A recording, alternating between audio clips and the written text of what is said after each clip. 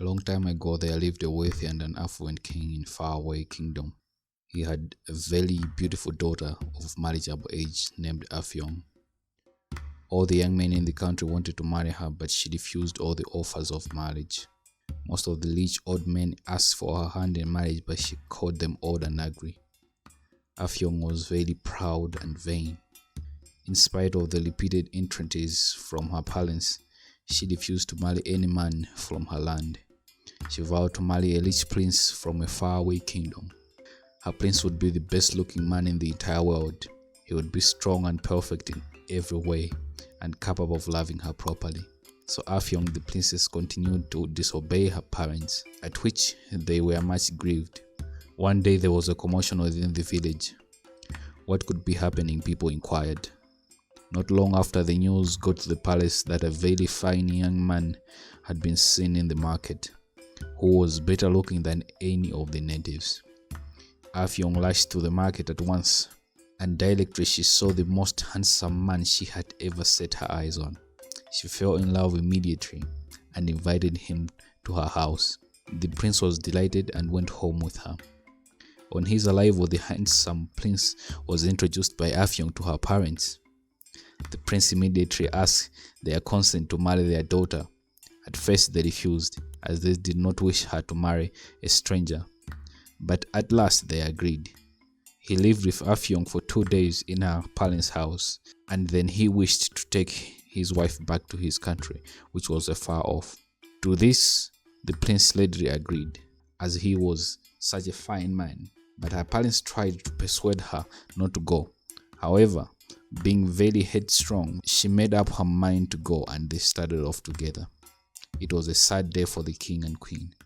After walking several days, Afyong and her husband crossed the border between the spirit land and the human land. Immediately they set foot in the spirit land. Strange things began to happen. First of all, one man came to the prince and demanded his legs, then another his head, then the next his body, so on until a few minutes the prince was left with nothing but a skull. The princess became terrified. She could not understand what had happened to her handsome prince. The prince then laughed at the princess and confessed that the princess was now seeing him in his natural state. He had borrowed all his body parts from other spirits so he would look human when he went to ask her for a hand in marriage. In fact, his entire body consisted of only a skull. The princess wanted to return home, but the skull would not allow this and ordered her to go with him. When they arrived at the skull's house, they found his mother, who was a very old woman, quite incapable of doing any work. She could only creep about. Afyong tried her best to help her and cooked her food and brought water and firewood for the old woman. Old creature was very grateful for these attentions and soon became quite fond of Afyong. One day the old woman felt very sorry for Afyong and decided to help her. She promised to send her back to her country as soon as possible, providing that she promised that in the future she would obey her parents. This Afyong readily consented to.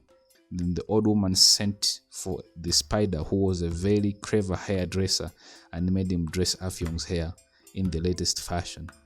She also presented her with anklets and other things on the account of her kindness. She then used her supernatural power to call the breeze and gently carry Afyong to her father's kingdom. Soon afterwards, the breeze deposited Afyong outside her home and left her there. When the king and queen saw their daughter, they were very glad, as they had for some months given her up as lost. There was feasting and dancing throughout the kingdom for 8 days and nights.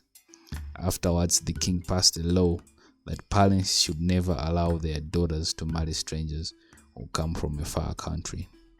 Then the prince from the neighboring village came to ask for Afyong's hand in marriage, and she willingly consented and lived with him for many years and had many children. Many are the times that whenever we are making a decision on who to marry or who to date, we don't consider talking to our parents. Maybe because we think they are old-fashioned, maybe because we think that we have that power of just making a choice on our own, or we are so mature enough to make the choice on our own. But it is important to ask your parents. It is important to recognize them as your helpers because they know some things that you don't know. They have experienced some things you haven't experienced. And obedience is better than sacrifice always. So, whichever decision that you want to make right now, if you have your parents around, make sure you ask them for help. This is the Native African. Thank you for watching.